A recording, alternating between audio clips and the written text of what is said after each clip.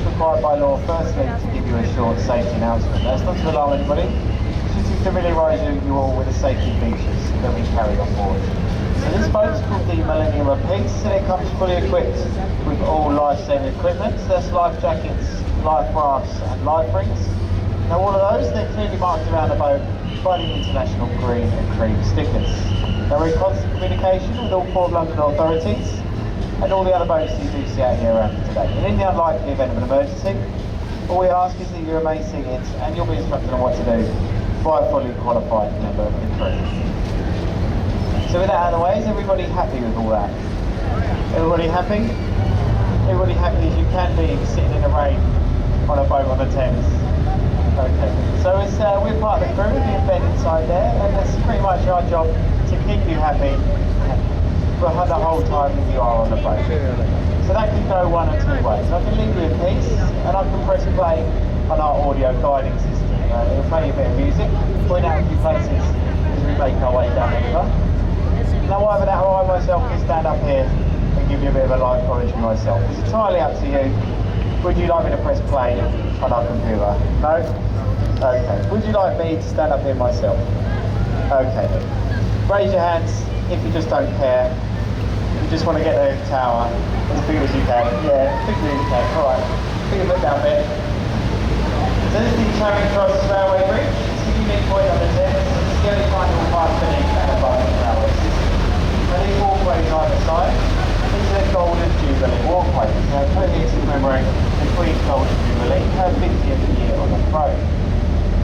Now as we pass through, over to your right hand side, you've got the building with the blue flags on top. This is the Royal Festival Hall. That's the last remaining building from the Festival of Great Britain in 1952.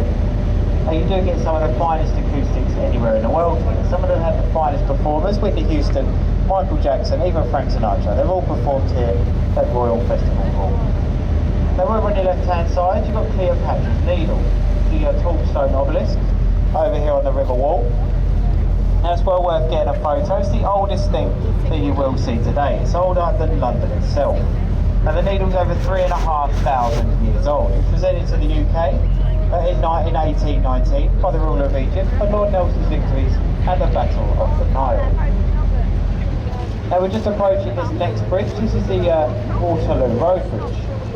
Now it's affectionately known around here in London as the Ladies' Bridge because it was built with a 90% female workforce. All the men are away fighting in the Second World War. Now ladies being ladies, they built the bridge with the most expensive stone that they could find. It's a self-cleaning Portland stone. As you can see, the sides they stay clean and the underside it stays dirty. That's because the rainwater cleans the bridge and it can't get to the undersides. Now I do have to point out this is the only bridge to stand the test. It was built on time and under budget. So well done to the ladies. Now many other buildings are built with this self-cleaning Portland stone. One of them's over here on our left hand side, the large building behind the trees. This is Somerset House. Now it's built for the Duke of Somerset as his holiday home. Unfortunately, the poor Duke, he never got to spend the night inside. He was found guilty of treason, rowed down the river and then beheaded in the Tower of London. Now if you look to the roadway of the right at the bottom of Somerset House, right in the middle, you see the archway in the building with a face in the middle. You do see just between the trees. And this is the face of Old Father Thames. Now what that means is that the Thames once passed through that archway. You see, years ago, the Thames was a lot wider. It was actually an open sewage system for the whole of central London. There was no sewage systems in London. All the people used to tip their waste into the River Thames. And then it got flushed out with the outgoing tide.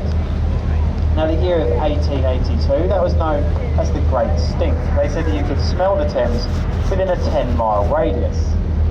Nobody wanted to come near the Thames. Nowadays people can't get close enough. If you have a riverside apartment, it'll put about £200,000 on top of the property.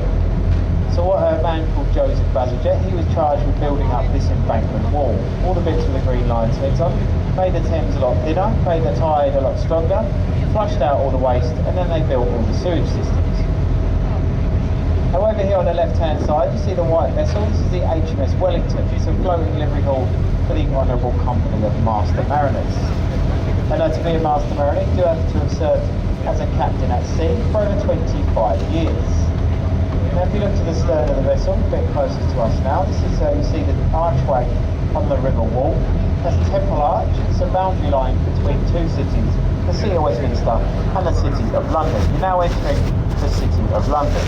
And if you look just this side of the archway, you see the two griffins, two silver griffins on either side of the road. So these are put on all the 5 main approach roads into the City of London, guarding the City of London of all evil. Now on the right hand side of the boat, you see the red brick building with a tower on the top. This is the Oxo Tower or Stamford Wharf. It's a former cold meat storage facility for the company Oxo, where they produce their famous Scotland cube. Now it's no longer used in that way. The bottom is now a shopping centre. The middle bits are all apartments, and then right at the top there's a Harvey Nichols restaurant. It's voted the top 5 restaurants in central London. I did read a magazine the other day that is now voted one of the most overrated restaurants in central London. Now on your left hand side again, you see the strangely decorated ship here. This is the HMS President. It was built by the Royal Navy in 1918, loaded with guns. It was used for anti-submarine warfare. And to commemorate the 100-year anniversary of the First World War, they decorated the President in that dazzle camouflage. Now it's not your regular camouflage, you're probably well aware by now. It's not used to conceal the ship, it's used to confuse the enemy. Confuse it into not knowing the type of vessel that it is, the direction they were travelling, and how fast they were travelling. Now the building here, right in the middle of the other two, the one with the green sloping roof, this is the old City of London School for Boys. The new one's a bit further along, I'll point it out in a few minutes. Now many of this country's former Prime Ministers have been educated inside that building. Sir Winston Churchill himself, he spent 3 terms here before being kicked out for fighting. See, Winston Churchill had a lisp, and he was bullied for having that lisp, so what he did, he beat up the bullies and then he got expelled. Now this is the Blackfriars Bridges. The first one is the road bridge, and the second one is the railway bridge. Now in between the two, you see the sets of red support columns. Now these are the old support columns for the very first railway bridge to stand over the Thames. This was the Alexandra Railway Bridge. It was designed by Now they found that the bridge supported weight of the body gate frame, so they had to remove it. They got as far as removing the top, and when they started to remove the bungeses, they upset the foundations for the other 2 bridges, so they had to remove that.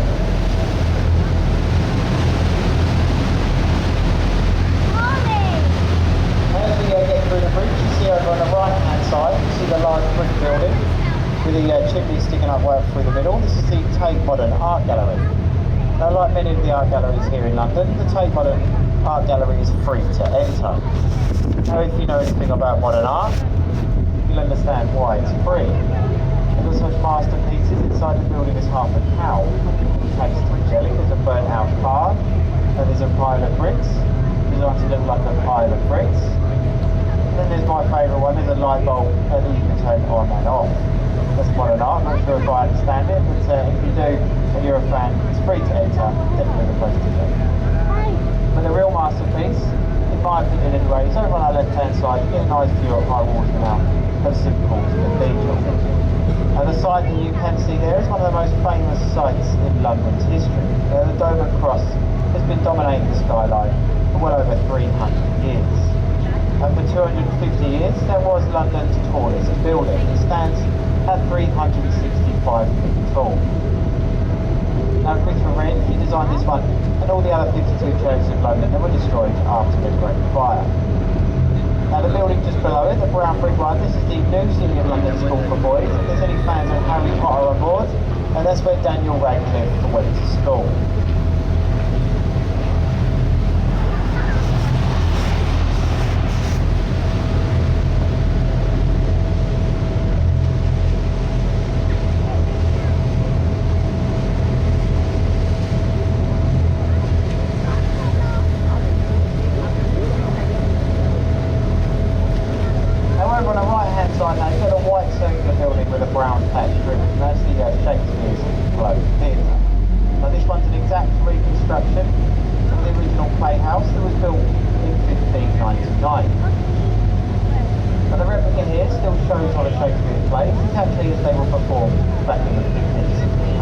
No stage lighting,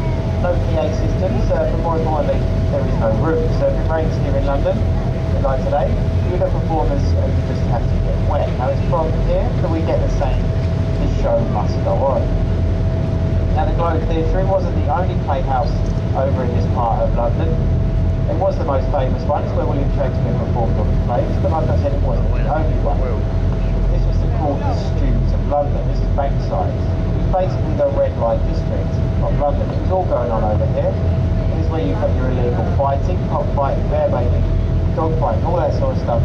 It was all happening over here in the Students of London. Now the last remaining building from that time, there's only one left. It's just here before we get to the next week. It's a pub with the red window frame. It's called the Anchor Pub at Bankside. Now this year that pub is 400 years old. Many famous people have had a drink inside the pub. William Shakespeare is said to have used the pub as changing rooms before walking along and doing his performances at the Globe Theatre. Now this is the next bridge, this is the Cannon Street Railway Bridge. There's not much to tell you about this bridge, so if you look to the buttresses themselves down at the river level, you'll see how fast the tide is flowing past the buttresses. The tide here on the Thames should go about 7 knots on a big spring tide, about 7 knots. So that's faster than a swimmer.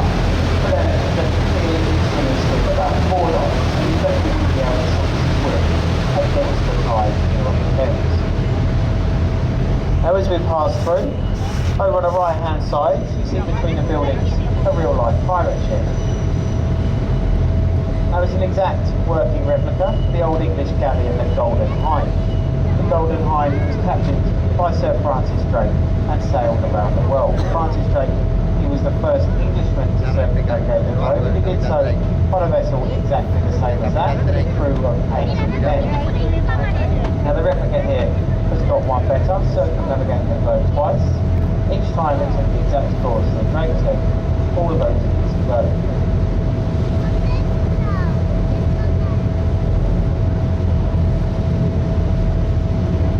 So the next bridge that I'm passing through, this is the world famous London Bridge. Now it's quite often that it does get confused with Tower Bridge, but I'll give you a bit of a hint as to how we tell the difference. You see London Bridge has London Bridge written on the sides. And then Tower Bridge is the one with the 2 towers. That's how we tell the difference. It's made famous by the nursery rhyme, London Bridge is falling down. Now the rhyme is a reference to the amount of bridges here that would either be repaired or replaced. This is the 5th London Bridge to span that side of Thames there. Now the one previous to this one was once the busiest part of London. Now because of that they found it was slowly sinking into the Thames mud and it would need to be replaced. So they found a buyer, who was an American oil tycoon called Mr. Robert McCulloch. He bought a bridge for about £2.5 million. He then tore it down, all the bricks were shipped off to America, and it's now been rebuilt, crossing the Lake Havasu in the city of Arizona.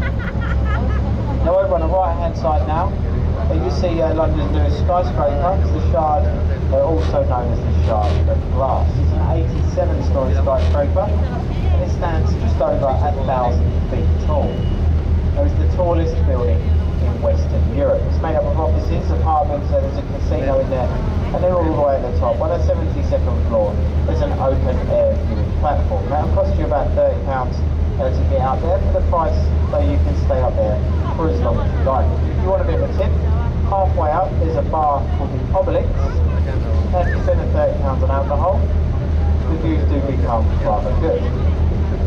And if you want to save your money even more, on the left hand side you've got the building, the large building. It gets a bit wider as you get to the top with the white cranes on, and this is number 20 Fenchurch Street.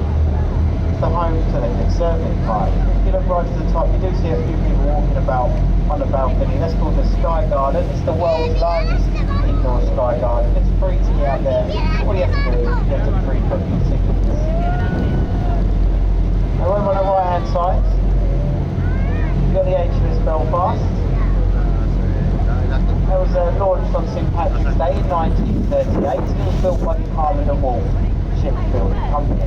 Now they were famous because they also built the ill-fated Titanic.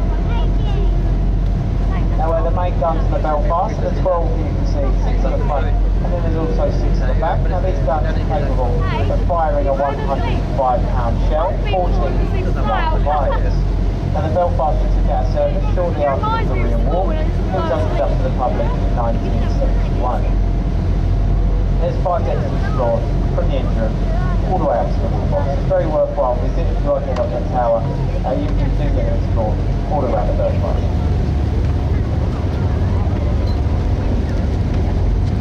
It's not very nice out here, is it? Now on the river wall again, on the right hand side, you can see the glass building, shaped a little bit like a motorcycle crash helmet. That was what it was designed to look like. It's actually the offices of the Mayor of London, so Boris Johnson. That's where he does all his work. And they couldn't think of a name for the building. So what they did, they paid someone £5 million to come up with a name.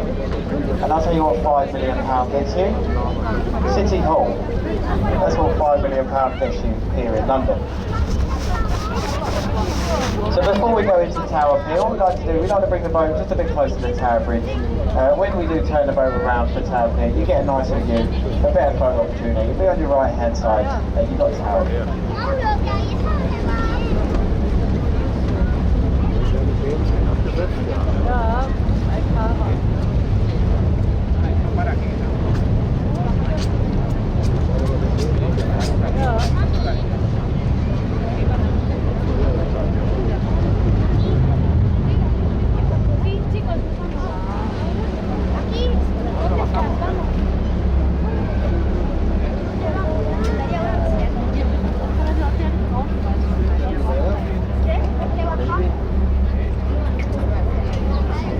So we do get to turn the boat around on your right hand side, like I said, you've got Tower Bridge. Now it's also called the Gateway to London. This is where you enter into the City of London. Now Tower Bridge was built between 1886 and 1894. It's the only one of its kind anywhere in the world. It's a part bascule and a part suspension bridge. Now the bascules, they make up the centre span. They can be raised a full 86 degrees in 4 minutes. It lets the larger and the taller vessels, just like the HMS Belfast, into the upper pool of London.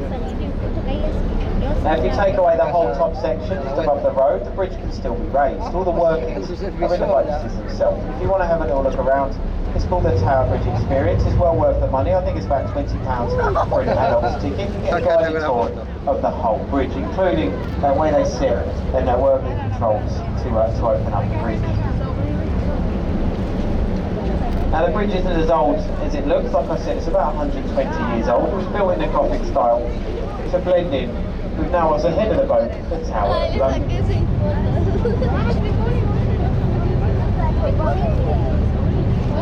Now the Tower of London, it was founded in 1066 by William the Conqueror after his victories at the Battle of Hastings. Now the oldest part is the bit that you can see in the middle, the one with the 4 towers on. This is the White Tower or the Norman's Keep.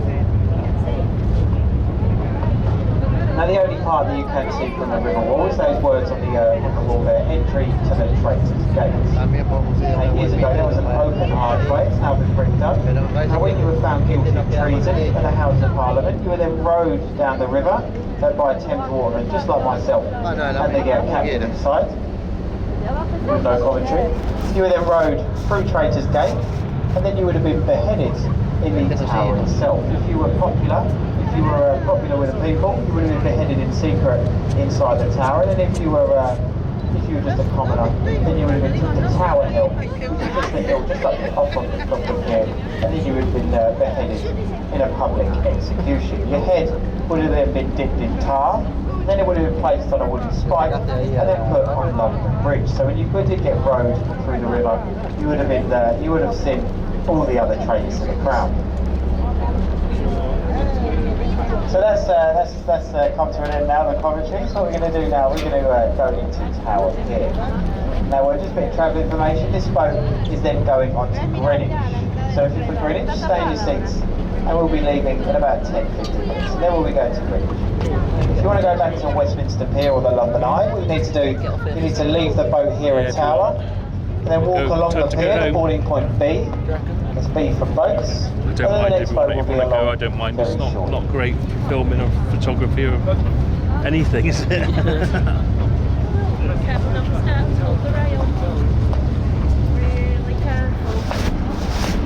So like I said, this boat's now going on to Greenwich. If you want to go to Westminster, boarding point B, and the next boat will be along in about 10 minutes. The boats from here, they run today every 15 minutes. So now we're going into the pier. Just a couple of things before we do. Firstly, just about safety. Once you finish taking photos, just like to just return to your seats. Boats sometimes bump through when you're spoiling your day. So you come back here again, won't it?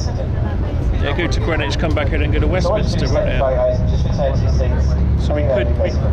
Do you want a chance to Greenwich, and then come back here again, won't it? To Tower, before it goes back to Westminster. I don't know whether it's going back or not. He said it's the last. He said it's the last round tour, didn't he? Yeah. Stay on for it as well. So we went to Greenwich. Then we could come back here and get off. We go in, just a bit about the commentary, if I may. Now, the commentary is done by the crew members on the boat. It's completely voluntary. We've got a quarter of an hour to wait anyway. Going on many years. Said it's a quarter of an hour wait anyway, didn't he? Slowly trying to bring these in to take over from us, but to be honest, they're not very good. We don't get very good feedback from it. We get a lot better feedback when we do carry on doing the guides ourselves. Hopefully, it still makes your journey a little bit more enjoyable. I'm going to brave it up here. Yeah. Now, the price of those commentaries, they don't go on top of the price of this. Because we know that after this bit, all we've got to do is get off here and then we can head on the DLR quite back. frankly, may not have understood. Well, yeah. Which one's I don't care. Yeah. Just don't care.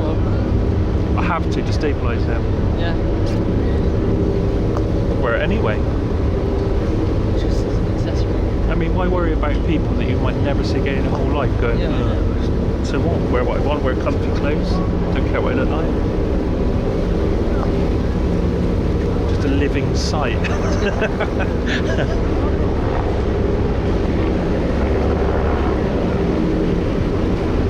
The Millennium Diamond.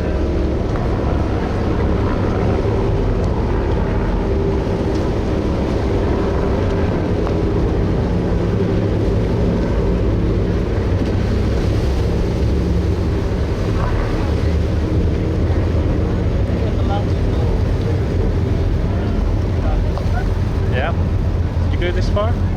Yeah, just went to the bridge. Yeah, that's the last one I went. Just went to the bridge and went back, so we've got an extra bit now. Okay, ladies and gentlemen, so to the passengers that have just joined us at the tower, welcome on board. Just relieved the piers again here on the Thames. We're required by law just to give you a short safety announcement. Now, it's not to alarm anybody, it's just to familiarise you all with the safety features that we carry on board. Now, this boat again is called the Millennium of Peace, and it comes fully equipped with all life-saving equipment. So there's life jackets, life rafts and life rings, and all of those that are clearly marked around the boat by the international green and cream stickers.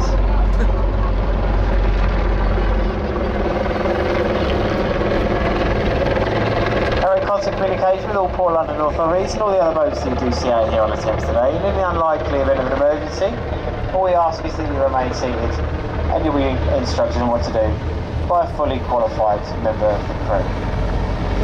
So with that out of the way, if you did stay on from Westminster, you would have heard me do a bit of a guide, a bit of a commentary on the way down to the tower. Now if you'd like, I can carry on that commentary as we get further down the river to Greenwich. It's entirely up to you. Do you want me to carry on?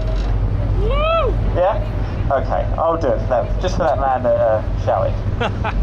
Now we were passing through Tower Bridge at the gateway to London. We're now leaving the City of London. Now it's a little known fact.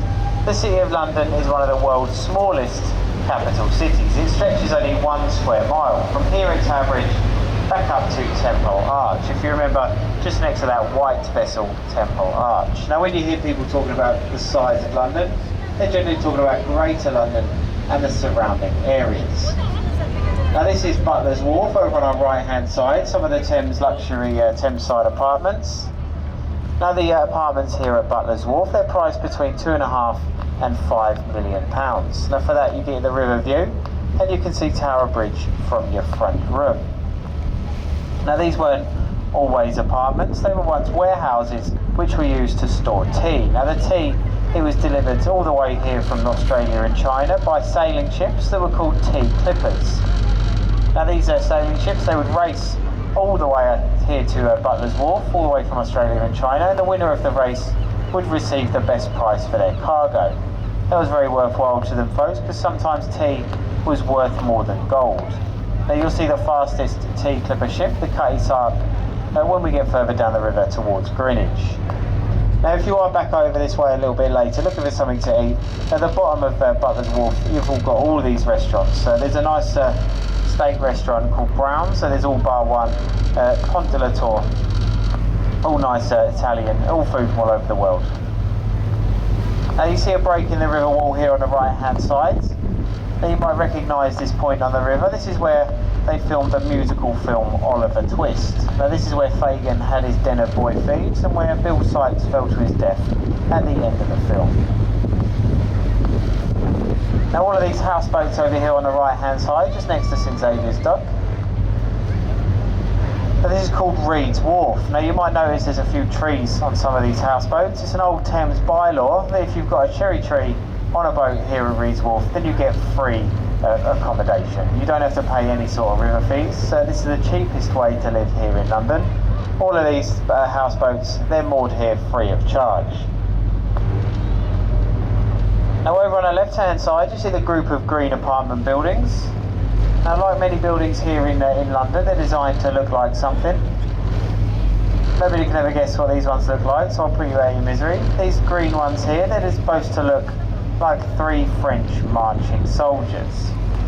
I'll explain that a little bit, it's a bit unbelievable I know. The slanted roof is supposed to be the soldiers' berets, the square bit at the back is the soldiers' backpacks, and then the pointy bit at the top, that's the soldier's rifle and bayonet. Now I've pointed it out, I'm sure you all think that is exactly what it looks like. I'm only joking, I've been working here for 12 years and I still think they look like aircraft control towers, but that's just my opinion. Now just ahead of the boat to the left hand side, follow the river wall all the way along until you see the building with a white sign on the side, Oliver's Wharf. Now this is one of the very first wharves to be converted into luxury apartments. This is where the singer Cher, she used to have an apartment here.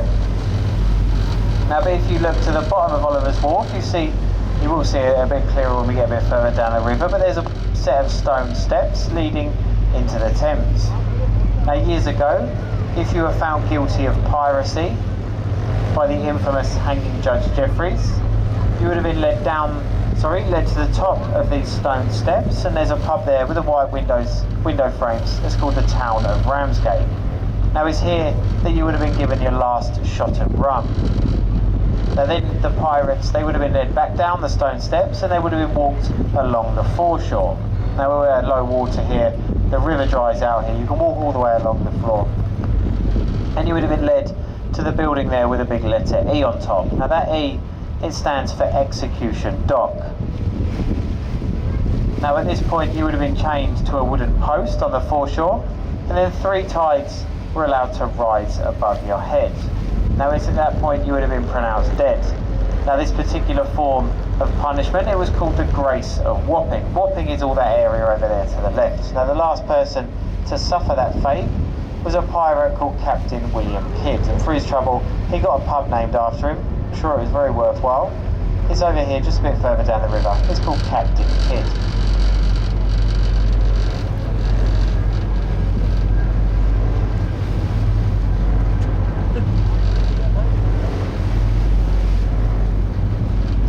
Now the pier that's just on our left hand side is the base of the Thames River Police. Now the Thames River Police, they're the oldest uniformed police force anywhere in the world. They date back to 1798. Now the areas that surround this part of the Thames, they were some of the poorest areas in England. You've got Bermondsey and Rotherhithe over on your right hand side, and then you've got Wapping and the east end of London over on your left.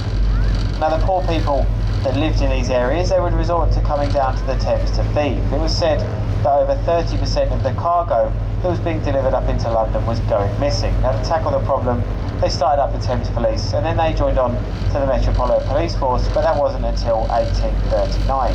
Now you can now see the Captain Kidd pub over on our left. If you look to the back of the pub, you see the brown building behind it.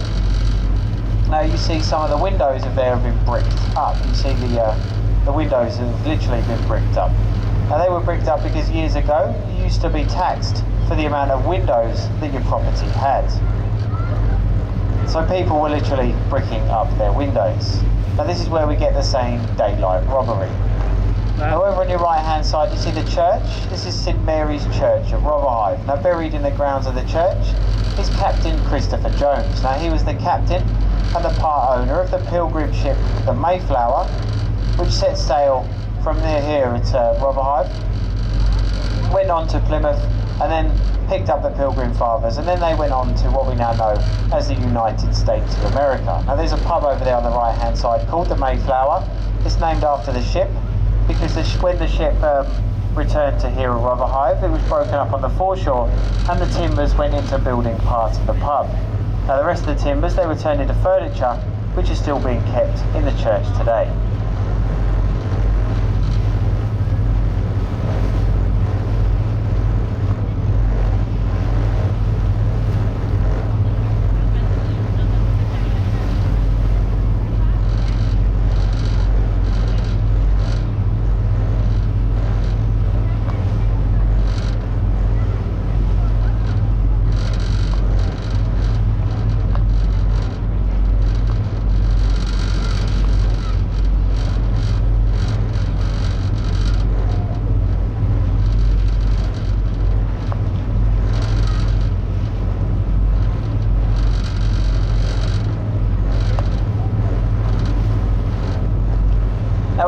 Hand side, you see the white fronted Thameside pub. Now this is the oldest Thameside pub here. That dates back to the 1720s. It's called the Prospect of Whitby. Now it was previously called the Pelican, but it had a nickname of the Devil's Tavern. And that's because of the people that the pub attracted. The smugglers, cutthroats, thieves, ladies of the night, they all frequented the pub in the late 1700s.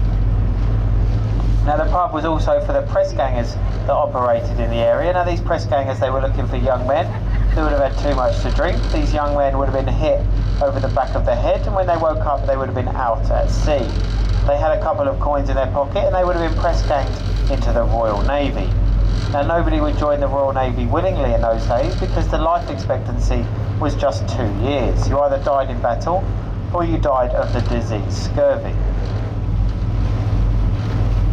Now the pub, it changed its name to the Prospect of Whitby after the Whitby coaling fleet. Now these fleet of ships, they would anchor in over here on the left hand side, just in this part of the river, and when the ship was being unloaded of coal, the crew would use the pub on a regular basis. Now the ship was called the Prospect, and when it returned to Whitby, unfortunately it was caught in a storm, the ship sank and the crew died. Now to commemorate the crew, they changed the pub name to the Prospect of Whitby.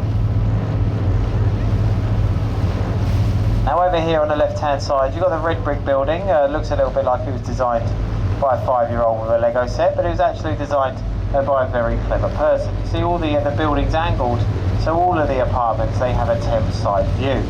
So even if you've got a small glimpse of the Thames, it puts on about £100,000 on top of the price of your property. So you'll be pleased to know that someone made a lot of money out of that building. But it's actually built on the site of Free Trade Wharf. Now Free Trade Wharf gets its name from the Plague of London. Now during this time, no country would trade with London in fear of catching the plague and taking it back to their own country. Now the only country that would trade with London was the Dutch, but this is as far up the Thames as they would come. Now it was said if it wasn't for the Dutch merchant fleet, then London would have starved. It was here that essential supplies were delivered up into London. Now to commemorate the Dutch for doing this, they were awarded free trade. It still stands today. Any Dutch ship that comes up into London, it does so free of charge. It's also where we get the saying Dutch courage.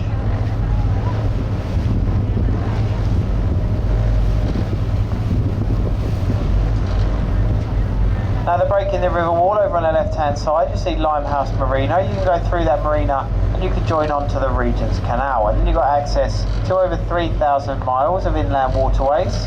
You can reach as far as the Midlands, Manchester and Birmingham. It'll take you about 3 weeks to get up there. There's over 150 hand operated locks. The only saving grace is there's a pub at each of those locks. If you visit everyone, it'll probably add about 2 weeks to your journey, but the very first one you get to is there on the river's wall. It's a pub called the Narrow. That pub is owned and operated by the celebrity chef Gordon Ramsay. Now they're just ahead of the boat now. You got Canary Wharf. It's the Canary Wharf complex. It's the largest working complex anywhere in Europe. There's over 100,000 workers in the complex today, and it's the financial district of London. Now the main building you can see, the pointy one, is number 1 Canada Square. It's more commonly known as the Canary Wharf Tower. Now that building used to be the tallest building in the UK. It stands at 850 feet tall.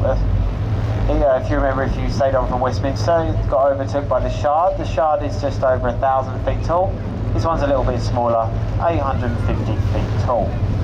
Now the 3 main buildings in the complex, the Canary Wharf Tower and then the 2 behind it, the Citibank building and the HSBC building, where they're designed to look like a 3-pin plug facing the wrong way round, representing the power of London.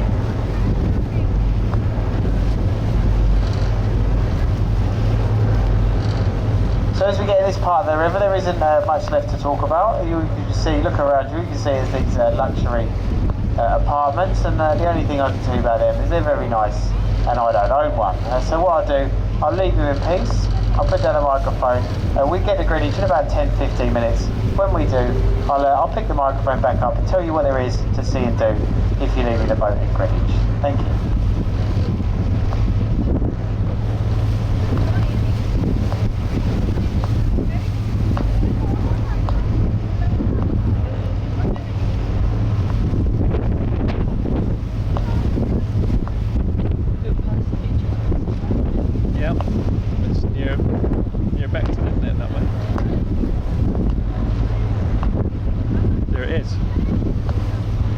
That's the one it branches off, isn't it?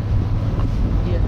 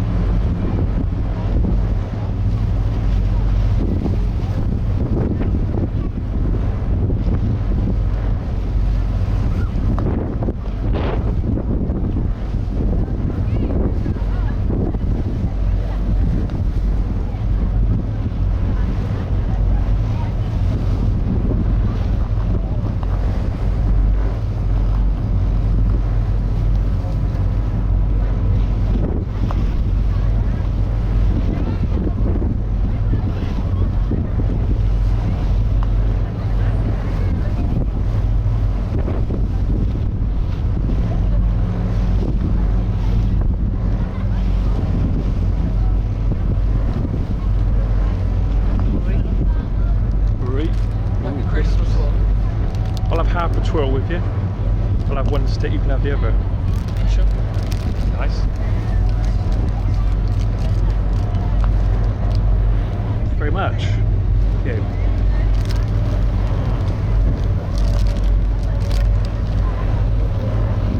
I couldn't see that now.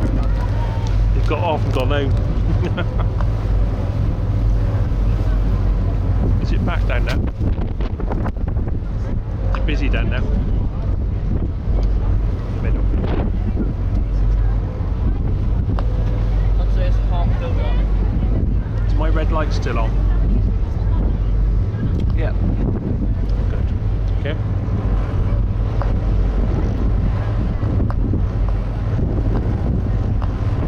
It's really peaceful out here. Lovely.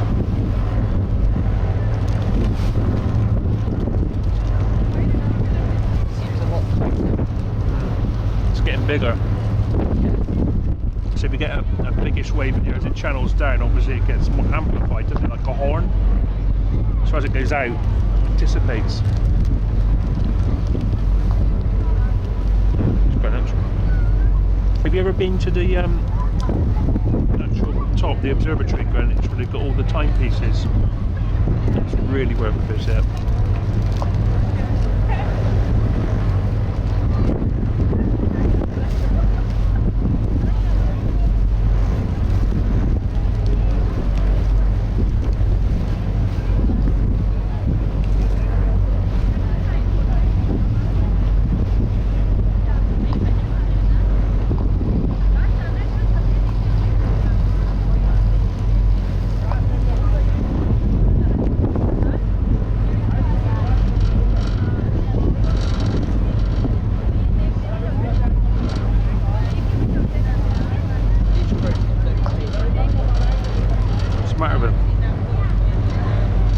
Just make the chocolate. It didn't really mix, does it? That's what it is. I feel really like plastic chewy. Yeah. Got a bit of air seals broke in the packet perhaps.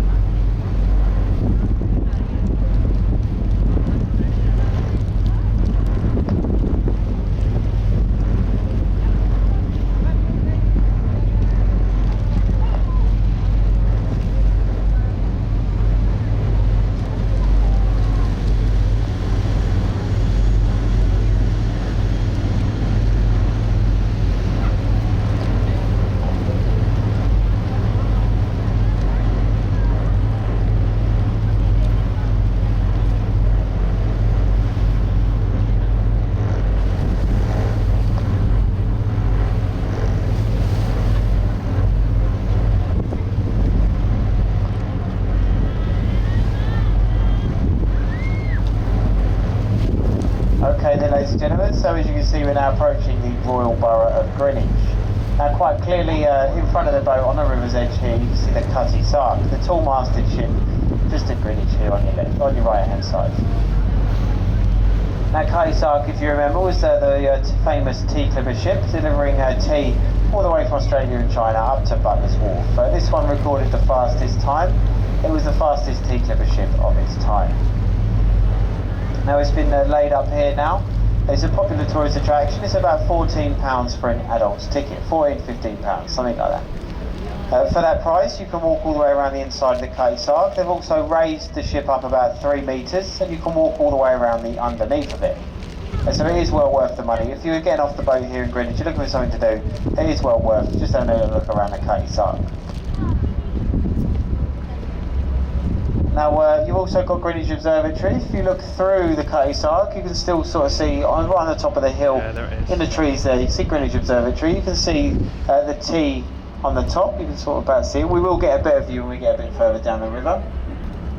Now it's from Greenwich Observatory that they record Greenwich Mean Time, where all of the world sets their clocks from.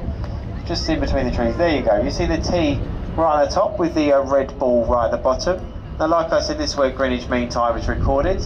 Now, a few minutes to 1 every afternoon, the ball will rise, and then at precisely 1 o'clock, the ball will drop. Now, that's where all of the clocks set their time from. That'll be 1 o'clock Greenwich Mean Time. Now, ahead of the boat, you see the white buildings on the foreshore here. These are the naval colleges, and then just behind that, you've got Greenwich Maritime Museum. The Maritime Museum here at Greenwich is free to enter, so if you're looking for something to do again, it's free to enter. It's well worth a visit, especially if you're a fan of your maritime history. Greenwich is full of that. This is where the Royal Navy was first started. And then if you're getting off here at Greenwich and you're looking for something to eat or drink, you're not short of choice. There's over 50 different bars and restaurants. Right at the top of the pier, you've got Nando's, Zzz's, that sort of thing. Then if you go into Greenwich town itself, you've got food from all over the world.